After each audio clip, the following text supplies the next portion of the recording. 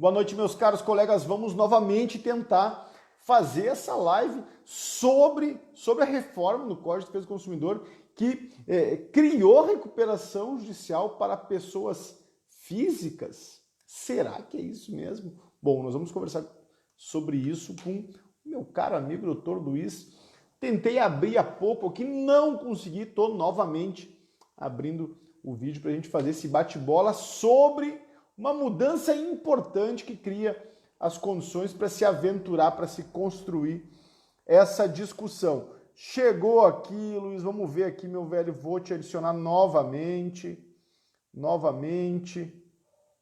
lá, visualizar e agora eu acho que vai. Vamos lá. Tema quentíssimo hoje.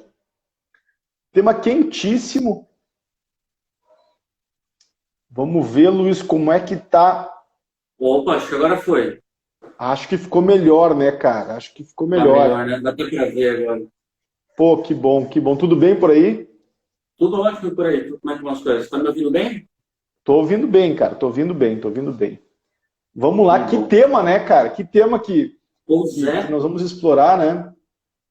É uma inovação que a gente estava aguardando já, principalmente os advogados consumeristas estavam aguardando há tanto tempo, desde 2013, que teve o primeiro projeto, esse aprovado agora de 2015, e estamos aí, depois de 6 anos, entra em vigor uma lei que conversa tanto com a nossa área de atuação de recuperação judicial que a gente não podia deixar nossos amigos e pessoal que nos acompanha fora dessa, né? Perfeito, é verdade, cara, é verdade. Sabe que eu fui analisar, Luiz, qual era a abrangência. Eu fiquei pensando, cara, olha só, recuperação judicial de pessoa física. Isso é algo bem provocador, né? Então, vamos pensar qual é o tamanho desse mercado. E aí eu me deparei com a reportagem CNN. Olha só, Bruno, Maricel, olha só, gente, uma reportagem da CNN, cujo o número é muito alto. Nós estamos falando de 62 milhões de pessoas. 62, 63, um terço da população ativa, sei lá, a gente não tem a proporção correta. Natasha nos cumprimentando aqui, tudo bom, Natasha? Estão envolvidas com esse projeto, cara. E aí você me provoca, diz, Marcelo, vamos conversar sobre isso. E provocação aceita na hora, mano. 62 milhões. Por onde você começaria essa conversa? Eu estou com alguns pontos aqui e eu quero muito te ouvir, quero muito falar algumas coisas também. Por onde você começaria? Eu começaria pela importância desse projeto, seja para os nossos clientes, a gente, notadamente, nossos clientes são empresários, mas por trás de toda empresa são empresários, são pessoas físicas, são consumidores. Então, eu acho que o espírito dessa lei, eu vi isso no projeto de lei, é justamente a proteção ao consumidor, dar crédito ao consumidor, mas no limite em que ele possa honrar. Teve um problema de endividamento, meios para que ele possa voltar a comprar. Porque a gente é bonzinho, porque o fornecedor é bonzinho, eu não vejo só por esse lado. Eu vejo por um lado de que se esse cidadão não comprar mais, a economia também não gira. Então é necessário que ele tenha crédito, que ele tenha um auxílio do Estado para ter crédito, seja no momento que é concedido, seja no momento que ele está com problemas, para daí sim ele voltar a fazer a economia girar. Então eu acho que além disso tudo, a gente tem que puxar aqui um pouco para o nosso lado, a brasa para o nosso lado, da parte da economia girar, da parte de comprar mais dos nossos clientes. E aí, Luiz, pensa bem nesse percentual, nesse número que eu mencionei. Nós estamos falando que 62 milhões de CPFs, de seres humanos, estão fora da economia. Sim. Não tem condições de participar do mercado de consumo através do crédito, mesmo que seja mínimo. Eu busquei a definição do superendividamento, olha só, artigo 54A. Nós não vamos ficar aqui fazendo recorte de lei, mas eu acho que vale a pena só iluminar esse tema, né?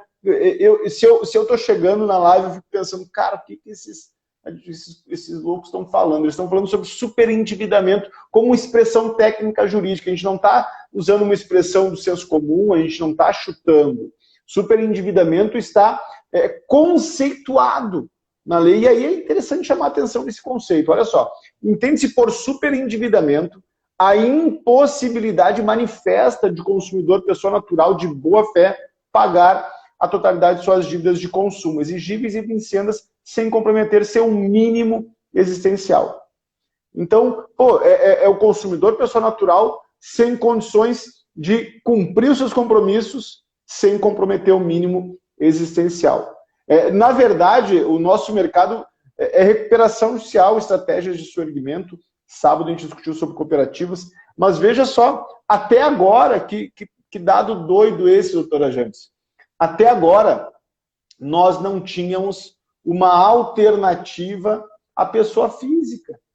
A pessoa jurídica tinha alternativa, a cooperativa a gente construía alternativas, enfim, não tinha alternativa para a pessoa física endividada, cara. Que coisa louca. Vimos lá fora, né, nos Estados Unidos, vimos algo semelhante, mas no Brasil a gente não encontrou. A gente está vendo pela primeira vez agora. Exato. E por mais que seja um conceito aberto ainda, o que é o superendividamento, é aberto, mas a gente, por experiência, sabe que a doutrina, a jurisprudência vai construindo um pouco esse termo, mas é o primeiro passo, pelo menos.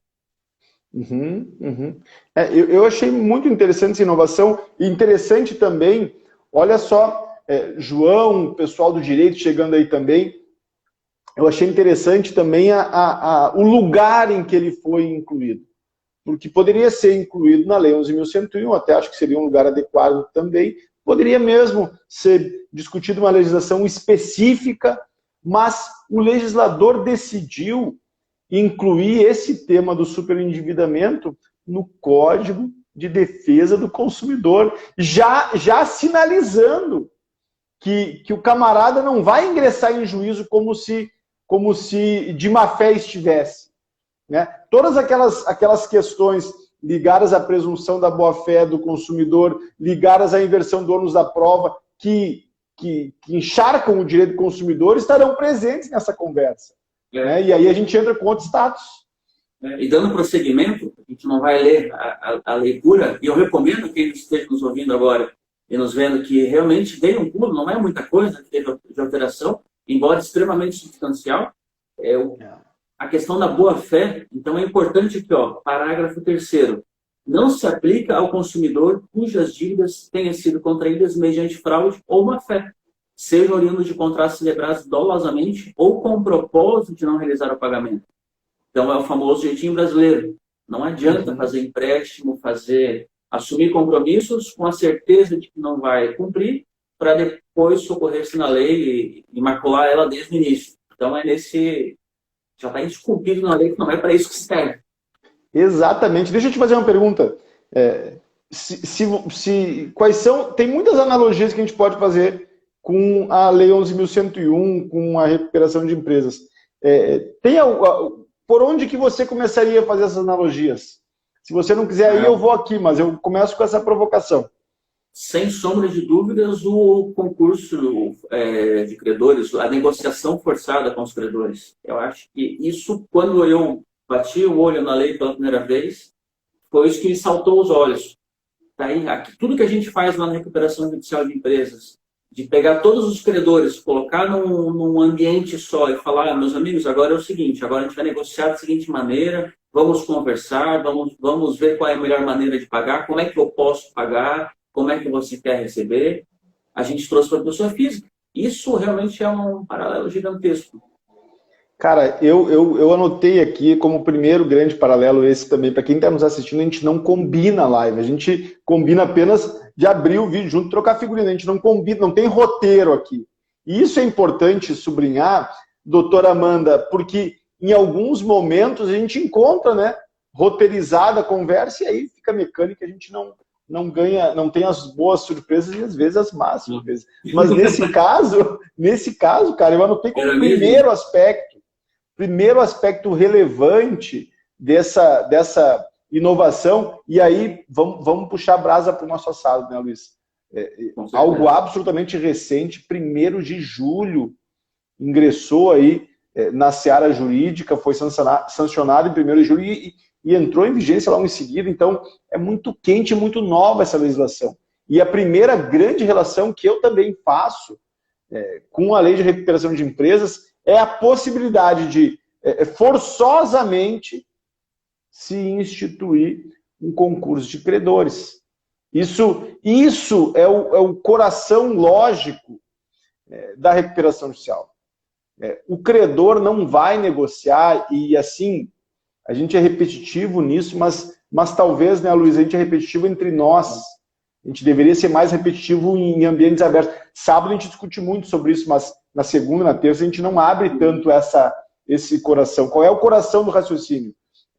Que apenas a reunião forçada, o concurso forçado de credores, apenas a impossibilidade do credor perseguir o seu crédito que faz ele sentar à mesa. E é isso que a legislação que nós estamos aqui discutindo acaba promovendo. Ela acaba por vias avessas, porque tem a fase de conciliação e tem a fase mais impositiva. Mas ela acaba por vias avessas, criando uma mesa que, no mínimo, constrange não participar. E tem penalidades se não participar, né? O credor, ele é chamado à mesa, ele é intimado, e ele tem uma série de penalidades que a gente vai falar daqui a pouco se ele não comparecer. Mas esse primeiro plano que o consumidor pode apresentar é máximo 5 anos para pagamento, e o início do pagamento 180 dias. Não sei se te lembra nada, 180 dias de suspensão. Então, ele teve um olhinho inspirado na lei de recuperação judicial. Então, é chamado, o juiz pode instaurar esse processo de repactuação de dívidas, inclusive há discussões na questão do PROCON ser utilizado no setor amigável, na esfera amigável ainda, mas eu, particularmente, acho que é no judiciário onde vai encontrar um berço mais acolhedor essa lei. Uhum. Esses 180 dias, faz essa provocação porque é o stay period. O stay period é a suspensão prevista na Lei 11.101, no artigo 6º, inciso 1º ou 2º, está ali no artigo 6º da Lei 11.101, a suspensão das ações e das execuções. Está aqui. A fonte para essa mudança está lá na Lei 11.101. E por que essa suspensão? Por que esses 180 dias? Exatamente para respirar. A gente precisa chamar a atenção que se a gente fosse viajar um pouco aqui do ponto de vista do legitimado para ingressar com esse pedido, nós estamos falando de um sujeito que não tem mais condições de fazer frente aos compromissos sem comprometer o mínimo existencial, cara. Tem um fundamento aí da sobrevivência, quase um critério de humanidade. Na verdade, não é quase, é um critério de humanidade aqui. Né? Com certeza. Então, assim, o desespero que esse cara está enfrentando, o desespero que esse cidadão está enfim, sofrendo quando demanda esse remédio, ele não pode ser subestimado. Por isso, os 180 dias. Sim. Ingressou com esse pedido em juízo e o juízo não conseguiu, enfim, através de uma determinação que não é impositiva, a conciliação não é impositiva, né? Ele não conseguiu chamar todos os credores à mesa, ele vai para a segunda parte, que é a Sim. parte impositiva, né? Explica melhor isso para a gente. E, principalmente se o credor não comparecer, que eu dei uma pinceladinha lá em cima, o não comparecimento injustificado de qualquer credor, ou do procurador, né? Fica uma maneira mais simples, com poderes especiais e plenos para transigir, então fica a pegadinha da procuração, tem que ser específica. Isso. A audiência de conciliação dessa lei acarretará a suspensão da exigibilidade do débito e a interrupção dos encargos de mora, bem como a sujeição, aí vem a pegadinha, compulsória ao plano de pagamento da dívida se o montante devido ao credor ausente for certo conhecido. Então, o credor, agora, ele é obrigatório comparecer nessa audiência sob pena de aceitar o plano que estava lá. Ele não de pode conciliação, né? De conciliação, você está dizendo, né? Ainda, né? Ou não? De conciliação. Ele tem que comparecer a todos os atos. Se não comparecer, porque ele não teve interesse. Então, o que for decidido lá, eu estou dentro. Não exato. Tem importância. E importante sublinhar que é a participação do ponto de vista substancial. Ou seja, há que se conferir poderes para transigir. Não adianta estar formalmente presente e não poder negociar. Então, interessantíssimo. Importante. O Gustavo pergunta aqui da possibilidade de deságio semelhante ao que ocorre nas recuperações judiciais. Eu dou pontapé e você prossegue aí, tá? Na minha percepção, a prática forense vai indicar. Vamos ver. Qualquer opinião fechada agora é chute, porque a intenção do legislador e mesmo as reportagens sobre que entrevistaram, enfim, os deputados que relataram esse projeto, a intenção não é chegar às vias de deságio de 90%, de 80%, como a gente encontra em algumas recuperações judiciais.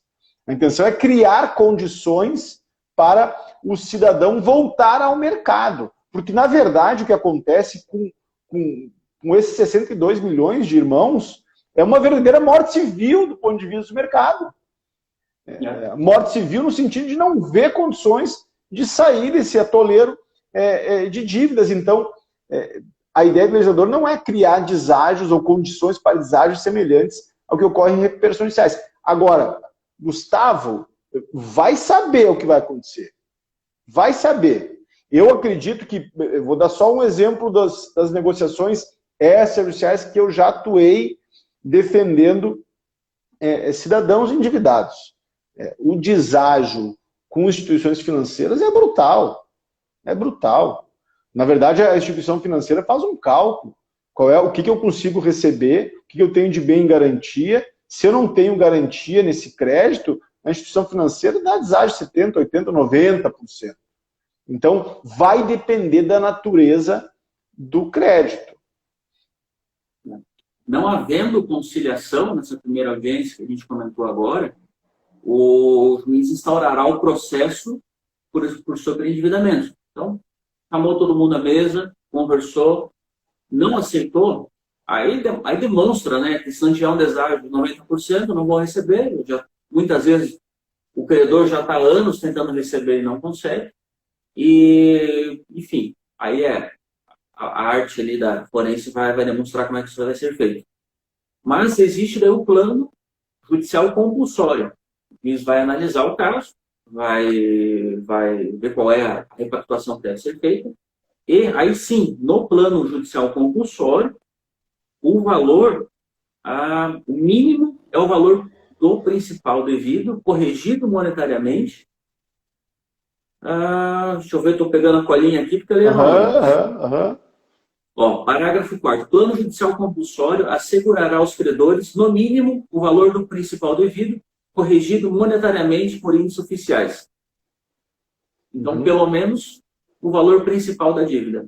Então, o que já é... Um texto da lei não prevê, portanto, deságio, né? A questão que eu fico imaginando criou toda essa condição negocial. Ao contrário de empresas em que a gente consegue ter uma maleabilidade no faturamento para poder argumentar, né, as oscilações com relação ao plano, uma pessoa física normalmente tem uma renda média que não vai ser alterada substancialmente. Fixa, né? Se tudo der certo, ela é fixa. Se der errado, ela perde. Isso, e olha só. Então, a resposta sobre o deságio, ela pode vir sobre o outro lado, Luiz. Olha só, Gustavo, se vê se você concorda aí com a questão. Olha só, deixa eu só ver aqui. Gustavo, sim. Olha só, Gustavo. A gente pode pensar o deságio sobre outro aspecto. Então, imagina que você tem um passivo absolutamente expressivo e uma renda para fazer frente a esse passivo que é ínfima. Esse procedimento prevê o adimplemento em 5 anos. 5 anos. Olha, vamos ver nas balizas, Luiz. Vamos pensar junto aqui, ver se faz sentido para você isso. E quem está nos assistindo também, diga se faz sentido. Diz se isso diz alguma coisa aí. Vamos lá, olha só. Tem minha renda, a renda média do sujeito X, vamos dizer, sei lá, vamos botar um valor aí, R$5.000.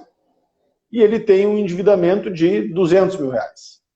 Ele tem que ter preservado, só que esse valor está muito baixo, não tem graça. Vamos aumentar para 50. Rendimento mensal de R$50.000.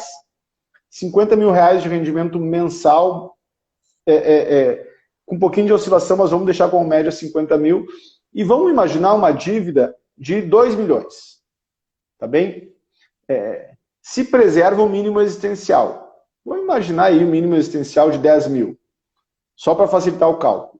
E o pagamento tem que ser feito em 5 anos. São esses os parâmetros. Está dado todos os parâmetros. Não caberia aos credores ir muito além disso. E se o procedimento tem que acabar em 5 anos, esse procedimento é possível, é lícito admitir que o valor que vai além do mínimo existencial será rateado proporcionalmente de acordo com os créditos constantes nesse processo. Isso quer dizer que, me digam se faz sentido, isso quer dizer que é claro que no curso prático dessas ações, o deságio será uma realidade.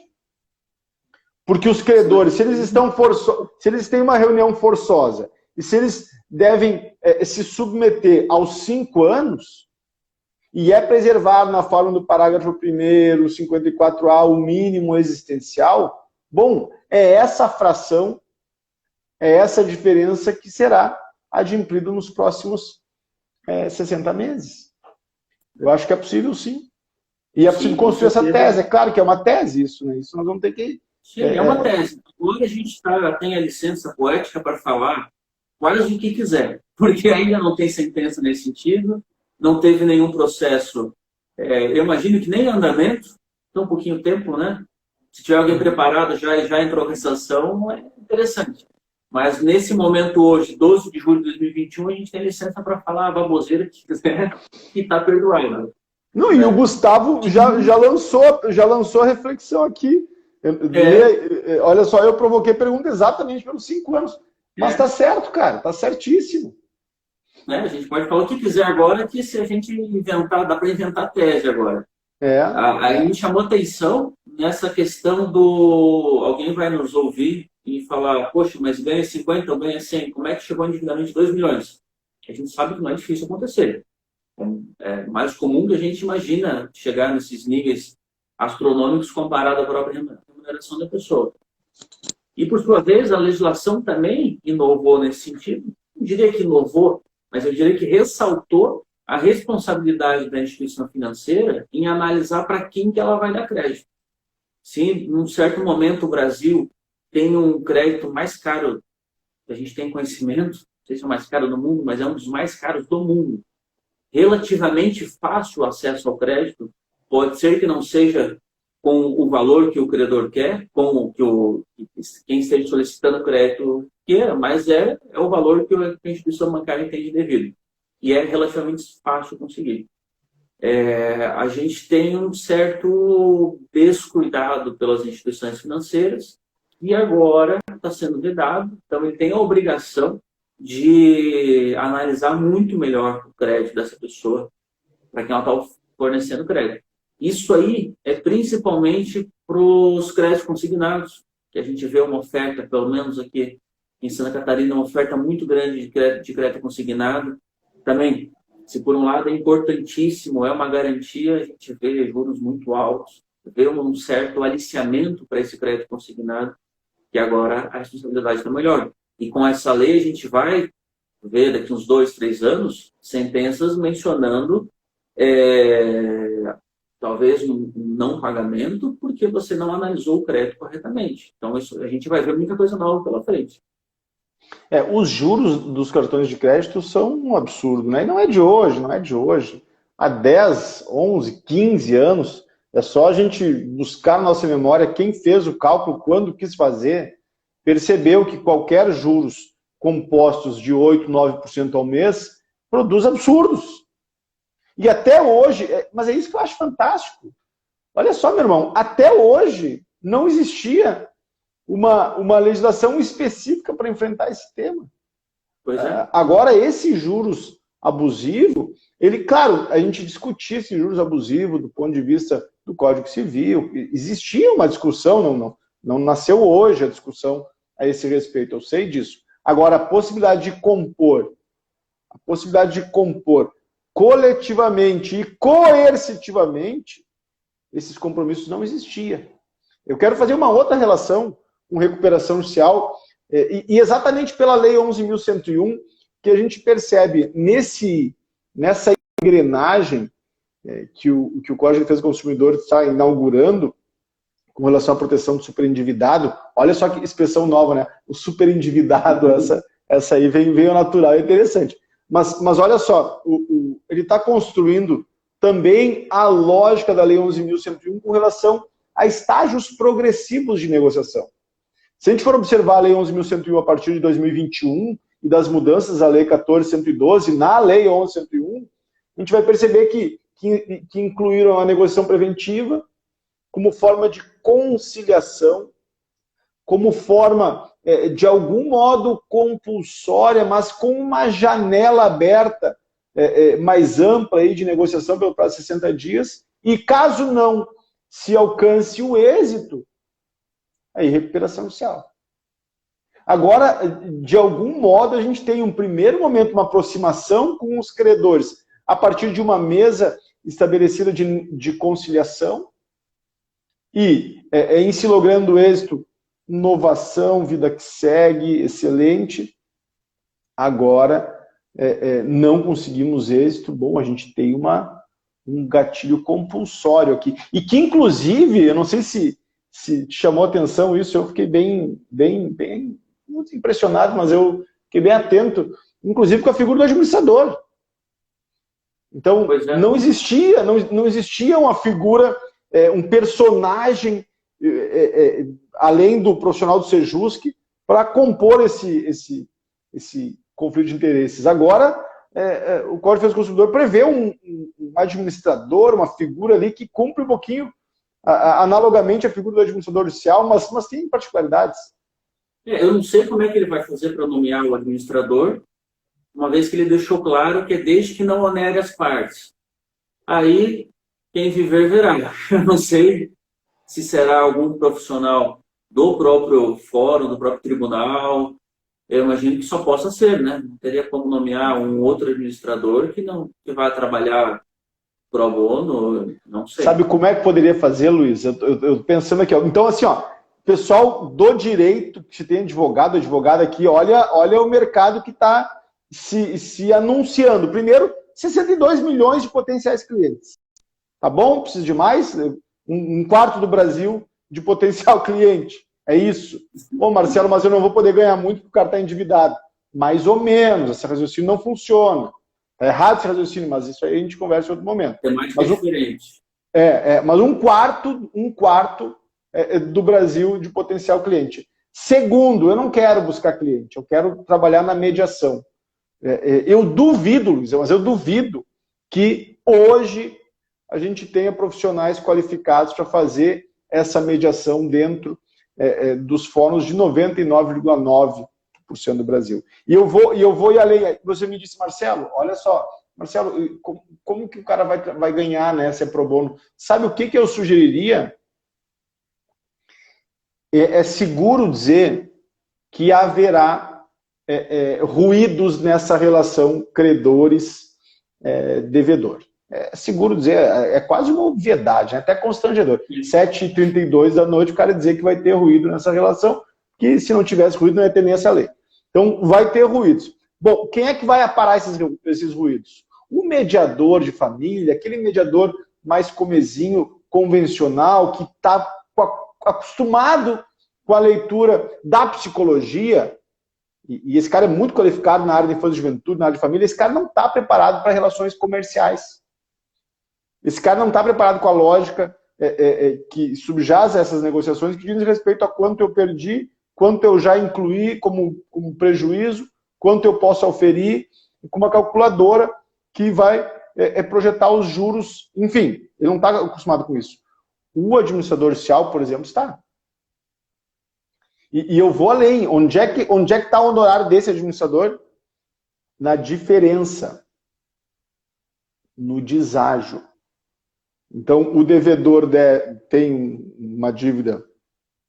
Vamos pegar o exemplo há pouco de 2 milhões e tem uma remuneração média, vamos diminuir um pouquinho para ficar melhor, 20, 25 mil reais. Tá bom? No que abater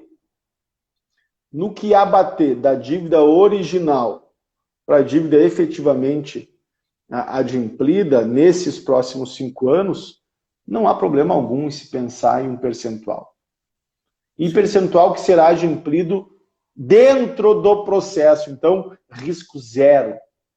Risco zero, porque a condição de êxito é o pagamento mensal das parcelas e incluir nesse pagamento mensal a parcela do mediador. Olha, eu acho muito interessante, cara, isso. Se há um deságio, eu não vejo como...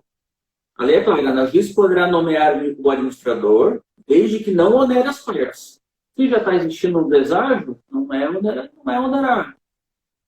Quem viveu verá. Interessante, né? Não tem partes oneradas. Eu quero saber se o pessoal está gostando, curte, se o pessoal está gostando, dá um ok, diz que está gostando, manda um abraço para a gente, que a gente está adorando pensar junto algo novo. O que a gente está fazendo hoje, gente, é pensar coletivamente, sem roteiro pré-estabelecido, sem assim, aquelas formalidades convencionais, a gente está pensando algo inédito. Então, qual é a lei, Marcelo? Qual é a lei? A reforma no Código de Defesa do Consumidor, a lei 14.181, de 1º de julho de 21, Fausto. 1º de julho de 21, cara. Isso é muito louco, né? Isso é muito louco. E pensando nas variáveis, a Amanda, que é administradora judicial, já pode pensar em explorar esse mercado. E eu já fico pensando também em como entregar, Luiz. Vamos pensar o seguinte, Luiz. Vamos pensar num caso concreto. Tá o Bruno nos dando parabéns aqui, Bruno. Olha só. Eu vou pensar num caso concreto e me ajuda a responder, tá bom? Tá no teu escritório e chega um cliente que te traça o seguinte cenário. Doutor Luiz, eu tenho dívidas no Banco do Brasil, no Sicredi, tenho dívidas no Sicobi, que é muito forte aí também, né? Aqui na região sul está chegando forte também, de 5 milhões. 5 milhões. Agora, eu não consigo mais girar a conta de casa, de luz, que aumentou a conta de luz, aumentou a conta... O que eu faço? O que você consegue... O que você conseguiria dizer para esse camarada? Dívida expressiva, né? Com essa lei, o que a gente consegue dizer de diferente para esse camarada? Para esse camarada, eu imagino que ele já tenha diversas vezes ligado para o seu gerente do banco, já tenha pedido, pelo amor de Deus, para não ajuizar a ação de execução de título extrajudicial, e ninguém lhe ouviu. E a saída dele, muitas vezes, é realmente a contratação de um escritório de advocacia, do seu profissional de confiança, para bater na porta judiciária e falar, olha, meu plano não deu certo, da maneira que estão cobrando não consigo, eu quero chamar todo mundo para negociar, posso pagar tanto por mês. E, importante ressaltar que, enquanto essa negociação ocorre, é possível pedir a suspensão daqueles processos de atos expropriatórios, então, possivelmente, vai chegar ao nosso escritório, todos nós advogados, né? Clientes que já tenham bastante ruim na conta, cisbajude, o carro com restrição, não deve ser apenas de um banco só, 2, 3, 4, 5 bancos. A gente está falando de banco, mas talvez tenha também... É que daí não é tão expressivo, né? Eu ia falar um comércio de rua, enfim, mas não seria tão expressivo, mas às vezes é o caso também desse camarada que vai entrar com uma ação só, já engloba tudo isso. Então é o momento dele entrar com essa discussão no judiciário, chamar todo mundo. Tá, então você acha... Olha só, e aí o pessoal que está nos acompanhando aí, Fausto, também emite a tua valiosa opinião, meu velho. Olha só. Então, daria para dizer para esse cliente que com esses novos dispositivos seria possível suspender o prosseguimento das execuções? Eu acredito que seja possível. Vê bem, eu concordo em gênero, número e grau com a prudência na resposta. Sim. Olha só, eu acredito que seja possível. Ou seja, ninguém que está vendendo solução mágica. O doutor Luiz não está dizendo que vai resolver uma dívida expressiva, porque não está claro aqui o caminho. Esse caminho vai ser construído. Eu também acredito que sim. Acredito através de um pedido de tutela de urgência antecedente, com fundamento no Código de Defesa do Consumidor. Olha que interessante. A imediata suspensão, aí assim, vão perguntar, mas Marcelo, imediata suspensão, qual é a relevância disso? Toda, conforme a situação que o camarada esteja, conforme a fase em que o processo de execução esteja, é simplesmente salvar a vida do cara. O fundamento do mínimo existencial está ali, o fundamento da tutela está no próprio artigo 104A. Então é uma nova área, um novo processo, uma nova situação que está sendo criada agora, que o judiciário vai cair no colo do judiciário daqui a pouco. Então um momento muito interessante que está vivendo. Por mais que a gente atue com direito pro empresário, para as empresas, isso também vai chegar no colo da empresa, vai chegar uma demanda que ela não tinha até o momento. Então é uma nova porta que se abre também no judiciário, também para o administrador judicial e também para a empresa, ela tem que se atentar a essa nova legislação. Interessantíssimo, cara. E do ponto de vista da competência dos profissionais que nela devem atuar, a dimensão negocial parece que cada vez toma mais energia, né? É impressionante, sabe que quando eu criei o ano passado, Luiz, eu e o Bruno, não sei se o Bruno está aqui ainda, a gente criou o treinamento avançado em recuperação judicial. Vou te falar bem a verdade, assim, todo o foco do treinamento, e tu sabe bem disso, é jurídico. Técnico jurídico prático, pensando na prática do processo, pensando na prática. Mas a gente não deu assim, uma atenção tão grande à questão negocial. A dimensão da negociação parecia uma obviedade, assim, como é que eu vou trabalhar com a recuperação judicial sem negociar? Né? E cada vez mais, não só em razão do treinamento, mas em razão dessas conversas, e claro, a prática como mestra maior, a gente chama a atenção que a dimensão da negociação é fundamental. Nesse caso, tanto a empresa vai ter que saber negociar, quanto quem entrar em juízo pedindo isso, se não souber negociar, se não tiver um pouquinho de tino de dança, se não tiver o molejo do quadril para dançar um pouco, para saber sambar, se não souber fazer isso, ele não vai conseguir fazer o que é possível. Agora, se ele souber, é uma possibilidade interessantíssima.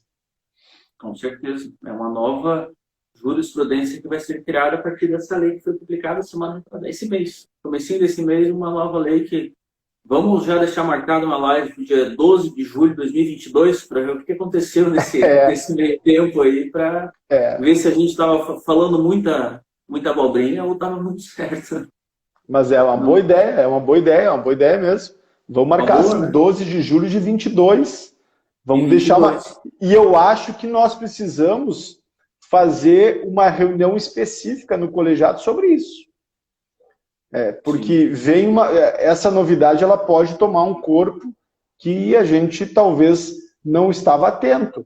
A tua provocação para fazer essa live ela foi muito feliz também nesse aspecto, porque só para o pessoal que está nos acompanhando entender, legislação nova sobre direito empresarial, recuperação judicial, enfim, entendimentos renovados, eles transitam no grupo do colegiado. E a gente visita, por exemplo, essa intenção que está no Congresso Nacional de se extinguir a sociedade simples e prevalecer apenas a sociedade empresária, essa está passando lá no grupo nosso do colegiado e a gente está atento. Mas algumas passam, outras merecem uma atenção maior. Essa ainda é um PL, mas no caso que nós estamos discutindo hoje, abre novas arestas, novos caminhos. E aí a gente precisa discutir isso com profundidade lá no colegiado, nos nossos sábados pela manhã. Olha a pergunta do Rodrigo, que interessante, cara. Os sócios avalistas não poderiam usar esse dispositivo? O que você acha? Eu passei bastante dia hoje pensando nisso. Eu passei bastante tempo. Eu acredito que seja uma construção jurisprudencial, mas a partir do momento em que a lei é direcionada para a pessoa natural e o título executivo seja executado em face de uma pessoa jurídica mas escolheu também executar o avalista, que é a pessoa natural, posso estar muito enganado. Mas dessa primeira construção que eu vejo agora, seja possível incluir no plano desse sócio avalista esses créditos decorrentes dessa negociação. Eu imagino que sim, acredito que sim, faria se fosse necessário para um cliente, e eu acho que é possível, realmente é possível. E sabe qual é o fundamento para se sustentar essa tese? O fundamento é o fundamento mais nobre do direito. O fundamento é aquele que nos permite arregaçar as mangas e discutir, fazer sustentação oral e brigar, apesar que a gente gosta de fazer isso por qualquer fundamento, mas isso aí não conta para ninguém, já está no final, não sei quem é que está olhando aqui, mas enfim, mas esse fundamento é o fundamento maior do direito, que é a defesa intransigente do mínimo existencial. Então é claro que dá, assim, Rodrigo. Vai levar, velho? Não sei, velho, não sei, mas que é uma tese defensável, e eu digo mais, belíssima. É claro que é. Pô, nós estamos, na verdade, pugnando pela proteção do mínimo existencial do nosso cliente. Razão pela qual deve se suspender também a execução contra o coobrigado. Sobretudo em face da ausência de negativa do débito. A recuperação judicial, ela reconhece o passivo e pretende adimplir no modo que se verifica no plano de recuperação judicial. Então, é possível, Rodrigo, agora sim, o que vai acontecer? Vai dar certo? Cara, caso a caso. Eu vou dizer, tenho casos de recuperações judiciais em que eu consigo vislumbrar com tranquilidade esse argumento. Sem forçar a mão. Sem forçar a mão. Eu vou dar um exemplo. O cliente possui apenas um veículo, esse veículo acabou ingressando em um contrato com o banco de mútuo, enfim, com pacto de alienação fiduciária, e é o único carro dele, que ele usa para o trabalho. E que o trabalho necessariamente não é o trabalho na empresa que está em recuperação judicial, ele também trabalha em outros locais. Então, bom, qual é o limite? Aí é que está. Qual é o limite do mínimo existencial? Eu vou confessar para vocês que eu abri essa mudança e procurei se havia uma delimitação mais precisa do que seria o tal do mínimo existencial. E não encontrei. Há 5 menções ao mínimo existencial nessa mudança legislativa, e não existe uma definição. Que existe no parágrafo 1º do artigo 54A. Olha essa, Rodrigo, que o mínimo existencial nos termos da regulamentação, ou seja, o mínimo existencial será regulamentado. É isso, Luiz? Você concorda comigo? Será regulamentado. Pelo que eu também já vi, ainda será regulamentado. Então, a gente vai ter uma novidade pela frente, que vai ser regulamentado. Eu imagino que entre 30% e 40% da renda deve ser preservada para manutenção da pessoa. Isso a gente vê muito já em empréstimo bancário, financiamento habitacional, trabalho com esse limite de 30% a 40%. Então, eu creio que vai ficar nesse montante. Deixa eu te perguntar outra coisa. Você acha que esse mínimo existencial ele vai ficar... Olha a pergunta. E quem está nos assistindo, responda também essa pergunta, pelo amor de Deus. Tá bom? Responda-me essa pergunta. Você acha que o mínimo existencial ele vai ficar preservado ou assim, restrito a um percentual, 30%, 40% da remuneração? Ou a gente pode pensar, olha a viagem, a gente pode pensar em um mínimo existencial que indique, por exemplo, manter o único veículo, se o sujeito tiver um veículo. Ou, entende? Colocar outras variáveis nesse mínimo existencial, porque de fato não existe, né? Uma definição, pelo menos eu desconheço uma definição de mínimo existencial. Se os colegas que estão aqui conhecem, por favor, nos ajudem ou me deem uma luz. Eu acho que isso conversa muito com a questão do direito de família, onde a pensão alimentícia tem que suprir as necessidades do menor, do infante, e também tem que preservar a vida do alimentante. Então, aí que se conversa novamente, né? Existe aquela velha máxima que até 40% do salário pode ser pago para a pensão alimentícia, que a gente já viu também que pode ser variável, pode ser 10%, pode ser 70%, se tiver necessidade. Mas eu acho que conversa um pouco com isso. Como diz o Fausto, é uma briga boa. Uma briga boa. É uma briga boa. Meu irmão, olha só, chegando 10 para as 8, tô olhando aqui o relógio, a ideia é a gente aportar as questões centrais e ser breve. Então, considerações finais que você faria para a gente construir um encerramento legal dessa prosa?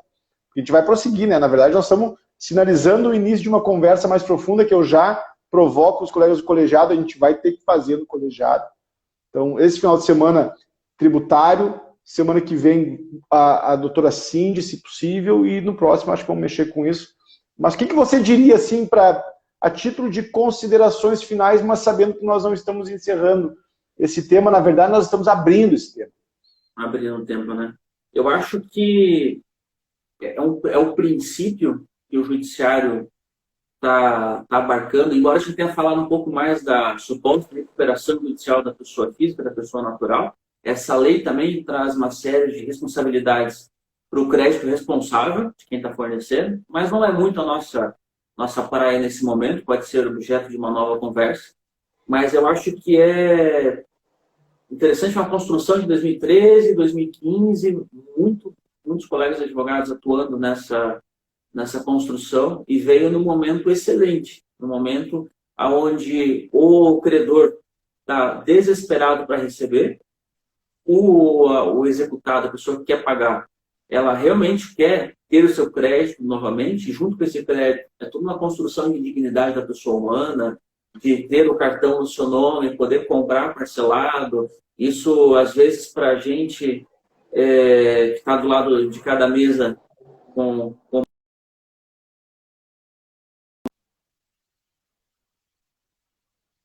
de ter crédito, é uma honra para o próprio nome que volta a existir, né? Então, eu acho que o judiciário, o legislativo, desculpa, acertou muito bem agora na promulgação dessa lei, que é muito importante, eu acho que vai fazer muita diferença daqui em diante, sabendo bem utilizar. Infelizmente, para esses 63 milhões que a gente mencionou no início da conversa, não necessariamente vai servir, porque às vezes é uma dívida muito pequena, é uma só, são poucas que não se enquadram na questão do mínimo existencial, então, às vezes, crédito habitacional, enfim, há uma discussão muito grande. Mas, para quem servir essa lei, e aí análise de caso a caso, vai ser realmente um diferencial na vida, tanto dessa pessoa como para o credor. Eu acho que a gente está diante de uma nova lei que a gente vai ouvir falar por muitos anos, que vai fazer uma diferença muito bacana. E eu já vou encerrando, agradecendo quem nos ouviu, quem nos assistiu até agora, quem está nos assistindo outro dia. Obrigado pela paciência, obrigado por acompanhar, pelo interesse nesse assunto. Quem puder, procure a lei seca para ler, a lei no próprio site do Planalto, que eu acho que vai tirar muita dúvida, vai criar um pouco mais de dúvida, mas essa é a intenção. Perfeito, cara, perfeito. Eu agradeço, primeiro, a tua provocação, muito boa, sabe que a gente tá alinhado nessa ideia de compartilhar um conhecimento qualificado. A gente não trata nossos colegas, a gente não subestima a inteligência dos nossos colegas, então a gente traz tema quente sim, tema novo sim, tema duro sim, temas que a gente já trabalhou e temas que a gente ainda vai trabalhar. Esse aqui, por exemplo, a gente não trabalhou porque ninguém trabalhou. Sim. Mas a gente traz porque se tem algo que não caracteriza a nossa atuação, é a covardia. A gente traz todos os temas e eu falo isso porque eu sei que você está nessa linha também, meu caríssimo amigo. Obrigado, Luiz. Eu quero só encerrar dizendo uma coisa. Advogado e advogada que receber cliente endividado no escritório e que não pegar a ação, pelo amor de Deus, tá brincando. A partir de agora, advogado e advogada que tem um cliente com dificuldades na pessoa física e dizer que não tem solução, não segue mais esse canal. Né? Advogado e advogada que tem um agente econômico com dificuldades, que não tem condições de fazer frente aos compromissos, tem a solução também. E tem a solução porque o Dr. Luiz me provocou a vir para cá, porque eu gosto de fazer essa discussão também, e porque, afinal de contas, essa comunidade está sempre juntas, né, Fausto? Luiz, obrigado, meu irmão. Obrigado a todos os colegas que gostaram. Deem um ok aqui, apertem no coração, digam pra gente o que acharam, depois mandem mensagem pro Dr. Luiz no privado, algum comentário interessante, mandem para mim também feedback, porque na verdade é isso, né, gente? É isso. A gente vai construindo junto e a 1000. Então, amanhã de novo, a live da terça, perguntas e respostas sobre recuperação judicial. Se quiserem mandar, a gente já vai responder amanhã também. E claro, né, Luiz, você está convidadíssimo amanhã. Se quiser bater bola de novo, tamo junto. Tá bom? Tamo junto. Tchau, tchau. Fechando aqui, até mais.